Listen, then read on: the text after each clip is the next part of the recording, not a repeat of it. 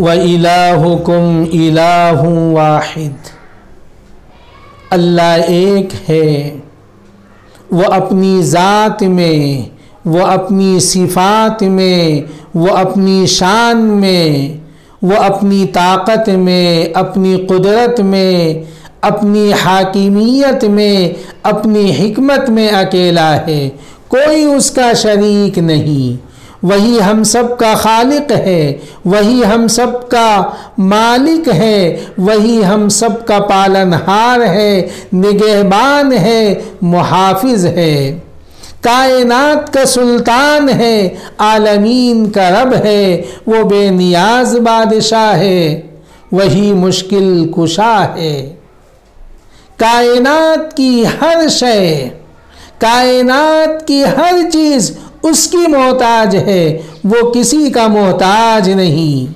کائنات میں جو کچھ ہوتا ہے اس کے حکم سے ہوتا ہے، اس کے فیصلے سے ہوتا ہے، اس کے حکم کے بغیر کچھ نہیں ہوتا۔ جو کچھ ہوتا ہے اسی کے حکم سے ہوتا ہے۔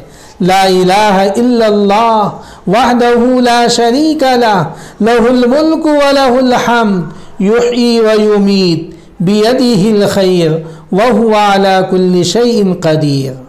میرے بھائیوں، میرے نوجوانوں، عزیزوں، یہی اسلام کا عقیدہ توحید ہے جس کا اللہ تبارک و تعالی نے ہمیں حکم دیا ہے، رسول اللہ صلی اللہ علیہ وسلم نے ہمیں ہدایت فرمائی ہے۔ عقیدہ توحید ہمارے ایمان کی بنیاد ہے، ہمارے ایمان کی اساس ہے۔ یاد رکھیں، عقیدہ توحید میں ذرا برابر کمی، رتی بھر ملاوٹ، یہ اللہ کے نزدیک ناقابل معافی ہے اور اسلام کی نظر میں ناقابل قبول ہے۔